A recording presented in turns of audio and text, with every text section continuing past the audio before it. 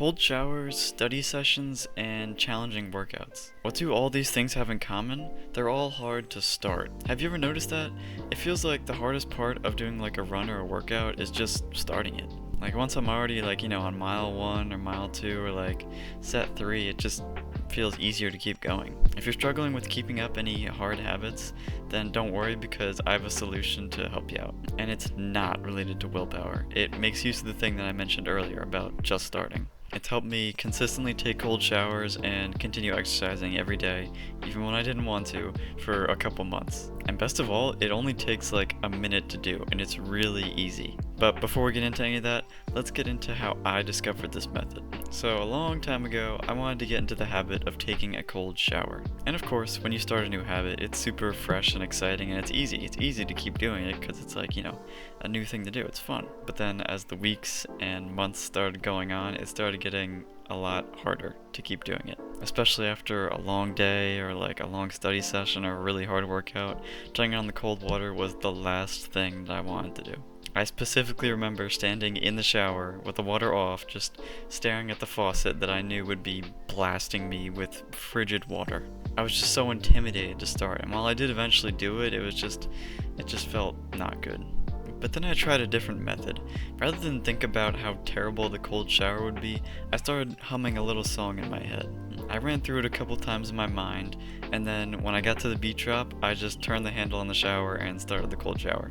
I mean, by that point, my mind was so caught up in the song playing over and over in my head that I wasn't really thinking about the cold shower at all. I was kind of just thinking about the song. So by the time I actually realized I was in the cold shower and like the water was hitting my body, I was kind of already getting used to it, and it really wasn't that bad. And as we established earlier, it's way easier just to keep doing something than to start it. Like once you start, it's like so easy to just keep going. Now, I'll be honest with you.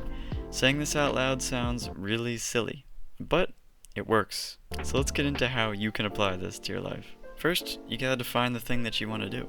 And now this could be anything. It doesn't even have to be something that's like really hard. Like it could be like, cooking a meal or getting out of bed, like something that's not hard but you just don't really want to do it. It doesn't have to be like, giving it your 100% on your workout or taking like a freezing shower. Now after you define what you want to do, you have to come up with a short little ritual that you'll do every single time that you do that thing. I think this goes best with an example, so let me tell you about what I do every single time I start a run. I do these certain amount of stretches every time, I do a certain amount of those stretches, and I do like some leg slaps and then like some jumps in the air, and then I get myself ready, and then I just go. I've probably done this at least like 100 times, and it's become so natural to me that by the time I'm already stretching, like my mind has basically accepted that we're going on a run. There's no backing out of the run because I'm already stretching. So like, why would you go back if you're already stretching, right? It's already decided in my mind, like, okay, we're stretching, I'm gonna go for a run. And that's the beauty of this strategy, because once I start my ritual, once I start stretching, my mind has already accepted that we're going for a run. So when I'm doing the stretches, which are easy to start, I don't have to think about starting the run, which is, harder to start. It removes that mental effort that comes with actually deciding to start something hard. And trust me, I know how hard it can be. I made a whole video about how just starting something is the hardest part. You can, check it out. And as you can imagine, there's so much room for creativity here. You just gotta spend a few minutes brainstorming, and you can come up with a ritual to start any habit. And now finally, once you have the thing defined and your ritual defined, you just have to remember to do it. You can use your phone maybe, because we always have our phone with us. Or if your habit involves something where you don't want to use your phone, like you're studying or something, put like a sticky note on like your laptop or your monitor or like your notebook just to remind you to do the habit. Like me, if you want to start my deep breath habit, just put like a little note on your notebook and be like 5 deep breaths. And every time, just do it. You get the idea. You just gotta remind yourself to do it every single time.